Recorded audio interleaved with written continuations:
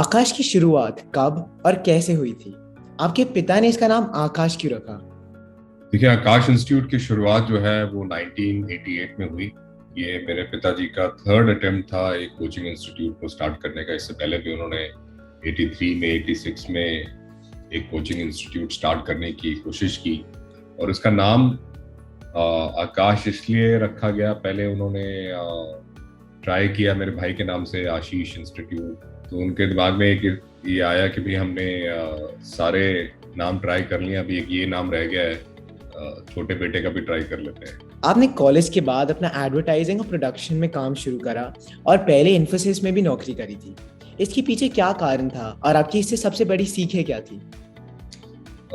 After engineering, जो हमारी engineering खत्म हुई 2001 में, तो उस समय वो .com बस का टाइम चल रहा था और इंजीनियरिंग कंप्यूटर साइंस में थी, तो जॉब्स का बहुत ही खराब सिचुएशन था।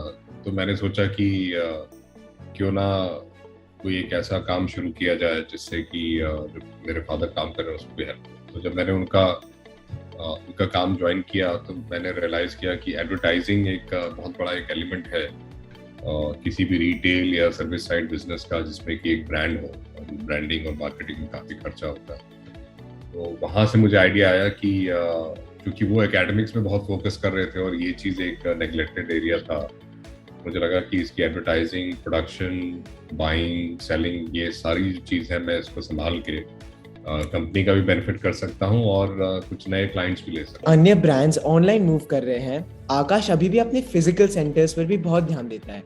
अब धीरे धीरे जैसे कोरोना कम हो रहा है, क्या ऑफलाइन क्लासेस की भी मांग बढ़ रही है? एक फिजिकल इंटरेक्शन होना बहुत ज़रूरी है, क्योंकि जो बच्चे जिस उम्र में हैं जब वो पढ़ाई कर रहे हैं, स्कूल गोइंग बच्चों की अगर बात करूँ, तो उनका लेवल ऑफ डिस्ट्रैक्शन बहुत हाई रहता है। तो फिजिकल एजुकेशन में फ़ायदा क्या रहता है कि बच्चा फिजिकली क्लास में प्रेजेंट रहता है, डिस्ट्रैक्शन से दूर रहता है, कोई मोबाइल डिवाइस नहीं, कोई सोशल मीडिया नहीं।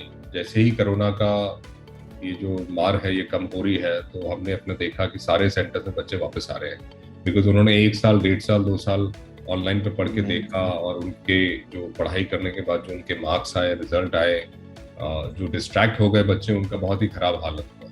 तो इस वजह से उनको ये चीज़ महसूस हुई कि online education can be a supplement, but वो रिप्लेसमेंट नहीं बन सकता। इंटरेक्टिव वे है जो कि ऑनलाइन में बड़ा मुश्किल होता है, क्योंकि बच्चे वीडियो ऑफ कर देते हैं, ऑडियो ऑफ कर देते हैं, पता नहीं चल रहा उनको समझ आया नहीं आया।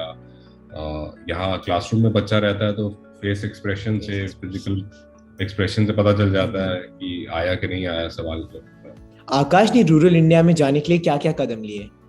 कि अगर आपके पास इंटरनेट ही नहीं आ रहा तो आप अपने लेक्चर्स कैसे वहाँ तक पहुँचाएंगे। और इसके अलावा जो बच्चे हैं उनको अपनी एक डिवाइस चाहिए।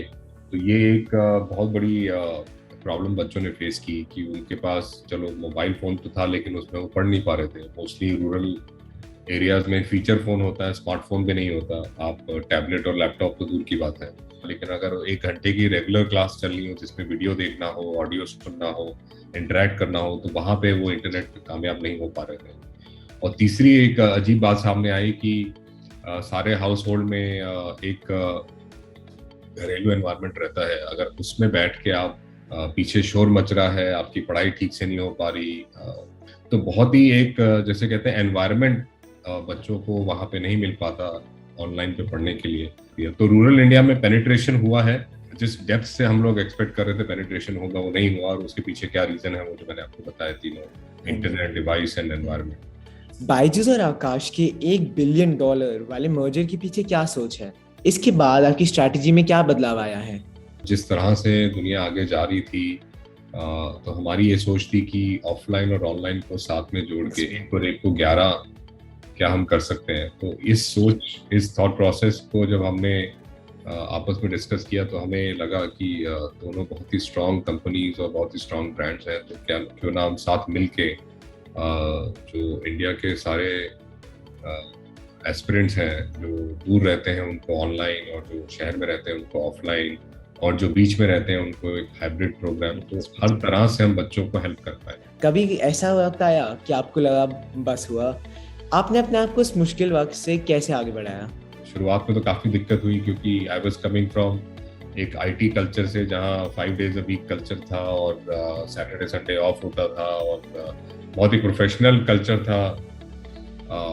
लोग अगर छोड़ के जा भी रहे हैं जॉब तो प्रॉपर नोटिस पीरियड देते थे। तो यहाँ आके तो वो 7 days a week हो गया और जिसका जब मन करता था वो उठ के चला जाता था। तो I was facing a lot of challenges in accommodating कि भैया मैं इस इंडस्ट्री में कैसे फिट हूँ। और धीरे धीरे उसमें जब अपने आप को ढाल लिया, अडेप्ट कर गए, तो फिर वहाँ से जर्नी जो है एक काफ़ी अच्छी जर्नी वहाँ से शुरू हुई। जब आप काम नहीं कर रहे होते तब क्या करना पसंद करते हैं? काफ़ी टाइम से तो काम में इतने बिजी थे कि कोई इंटरेस्ट डेवलप करने की आदत नहीं पड़ी। बट मेरे को मोटरसाइकिल चलाने का बड़ा शौक है, तो मैं कई बार अपनी मोटरसाइकिल लेके निकल जाता हूँ। तो that's very relaxing for me and that is एक पैशन है जो मुझे अच्छा लगता है और मैं उसको अभी तक नर्चर करता हूँ। जैसे आपने पहले कहा कि अपने पैशंस को फॉलो करना, I mean I think that's really important as well. You answered all the questions really. I mean, even I learned a lot, and I'm sure the article would be really helpful for all the readers as well. So thank you so much. For sure. क्योंकि सच करीब से दिखता है